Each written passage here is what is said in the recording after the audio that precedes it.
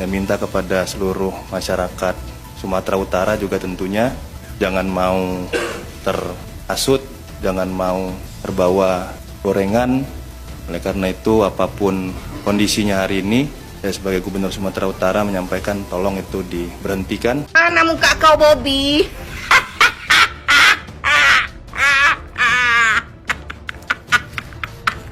Macam mana mukanya, Pak? Aman, Pak? Jantungnya aman?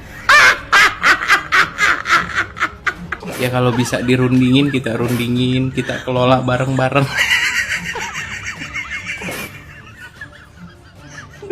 Tanah orang kok dikelola bareng-bareng. Coba kalau waktu itu dia nolak kan, lebih bermartabat, lebih berwibawa. Lah ini mah kecemplung ke got.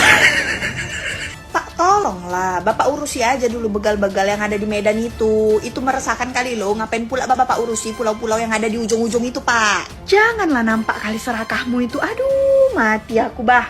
Jangan kemaruk kali kau, Pak. Jangan kau bangunkan singa yang lagi tidur. Itu aja lah aku bilang samamu. Ya teman-teman semua, akhirnya kan 4 pulau itu diputuskan mutlak ya, fix adalah Pulau Aceh gitu, yang dimana nggak mungkin lagi untuk dikelola bareng-bareng ya kan, karena kemarin ada yang mau ngomong mengkelola bareng-bareng gitu dan mengatakan bahwasanya untuk membicarakan ini langsung ke pusat Jakarta gitu ya kan, karena di Jakarta lah Mendagri lah yang memutuskan. Nah setelah itu benar bahwasanya itu adalah milik Aceh, yang dimana Pak Prabowo langsung turun tangan dan menghimbau ya kan. Nah teman-teman semua, tapi setelah itu banyak netizen yang menyoroti Bobi Nasution. Banyak juga yang mengatakan bahwasanya Bobi tidak tahu malu lah, yang apalagi statement Bobi yang mengatakan bahwasanya untuk warganya agar legowo. Nah ini kan sangat membagongkan sekali, gimana enggak coba? Lah kan kita semua tahu bahwasanya 4 pulau itu milik Aceh. Lah kok malah beliau berstatement untuk warganya legowo. Ini kan kocak teman-teman semua. Makanya langsung rame juga kan di akun X, rame lah di akun TikTok ya yang berkomentar soal ini. Nah dan juga soal tanda tangan pun dibahas tuh oleh netizen. Gimana tanda tangannya menggambarkan orangnya marah katanya. Dan yang terakhir ya, ada diisukan juga Bobi Nasution bertemu dengan Pak Luhut, Opung Luhut ya di Jakarta. Nah ini juga menjadi sorotan netizen nih. Ada apa? Kenapa kok bertemu dengan Opung Luhut? Karena kita tahu lah ya, di mana pulau di Aceh ini dilirik katanya kan, ketika itu Opung Luhut menceritakan ya bahwasanya beliau bertemu dengan MBZ ya kan, yang dimana MBZ ingin investasi tapi pengennya itu di air gitu, di laut gitu, dan Opung Luhut memberikan pulau tersebut gitu ya, maksudnya untuk diinvestasi gitu. Mana satu lagi Ibu Ketua DPRD, mana Ibu Ketua DPRD Sumut? Macam mana, Bu? Mempertahankan, udah kayak pelakor aja ibu inilah, mempertahankan hak orang. Mendagri, macam mana mukanya, Pak? Aman, Pak? Jantungnya aman?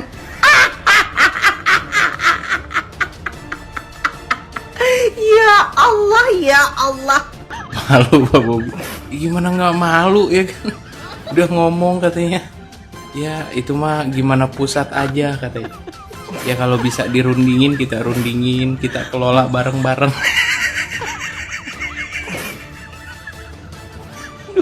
Tanah orang kok dikelola bareng-bareng. Coba kalau waktu itu dia nolak kan, lebih bermartabat, lebih berwibawa. Lah ini mah kecemplung ke got. Halo guys, masih soal Aceh. Ya meski masalahnya sudah selesai, tapi ada satu komentar Bobi yang menarik nih menurut saya, yaitu soal pernyataannya yang bilang ya rakyat Sumatera Utara harus legowo lah gitu, dan jangan mudah terprovokasi dengan kejadian ini. Ini yang dimaksud dengan legowo itu gimana ya? Karena yang saya tahu legowo itu kan kalau kita punya sesuatu, punya barang terus hilang, ya kita diminta ikhlaskanlah legowo gitu. Nah ini kan enggak. Pulau itu milik Aceh, pulau-pulau itu lalu tiba-tiba dipindahkan ke Sumut dan sekarang dikembalikan. Yang harus dilegowokan apanya gitu. Saya rasa justru pernyataan Bobi ini yang malah terdengar seperti provokasi ya. Dan kalau soal masyarakat Sumatera Utara, saya rasa kok mereka lebih menginginkan bagaimana begal itu diberantas, rasa aman, bagaimana harga-harga bahan pertanian stabil, Saya rasa itu yang mereka inginkan. Kayaknya saya nggak melihat atau nggak menemukan warga Sumut yang ngebet banget dengan 4 pulau itu. Itu kan cuma kalian-kalian saja. Saya rasa nggak ada hubungannya dengan masyarakat Anda. Apa yang disampaikan oleh Bobi Nasution terkait bahwa tahun 92 umurnya masih 1 tahun.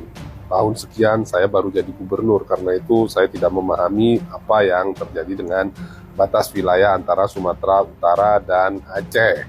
Tahun 2017 saya belum menjadi gubernur, bla bla bla bla.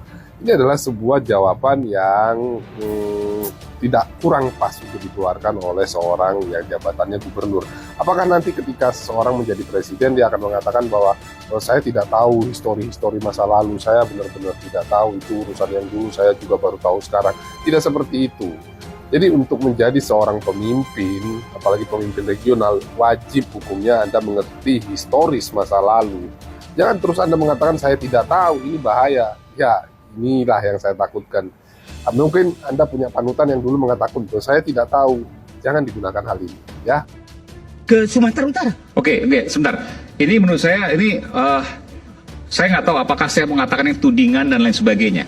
Karena kalau seandainya Bung Said mengatakan seperti itu, seolah-olah ini adalah pekerjaan Pak Jokowi yang belum selesai, lalu kemudian dilanjutkan oleh menantunya Bobi Nasution sebagai Gubernur Sumatera Utara, dan kemudian dilakukan oleh kawannya Pak Jokowi, Pak Tito, kan seperti itu? Ya tidak salah. Tidak salah. Tidak salah, karena Presiden Jokowi masih 2001 masih menyatakan ini Aceh loh. Kenapa sekarang berubah? Pada saat itu 2001 gubernurnya belum mantu Jokowi, Gubernur Sumatera Utara, ya kan? Nah, jadi memang timbul pertanyaan besar. Kenapa ini dipindahkan setelah mantu? Nah, yang menarik begini. Mantu menjadi gubernur. Nah, gitu. yang menarik begini. Habis itu Bobi Nasution itu datang ke Aceh minta kolaborasi. Mana ada namanya pengolahan kolaborasi. Orang berani ribut dan berkelahi karena ada sesuatu yang diperebutkan. Jangan-jangan apa yang disampaikan oleh Gubernur Aceh itu yang menjadi persoalan yang sesungguhnya. Ada kekayaan yang tidak bisa dibantah terkait dengan energi dan gas yang kemudian membuat semua pihak tertarik untuk mengelola. Di dalamnya memang secara luas mungkin sepertiga dari GBK ya.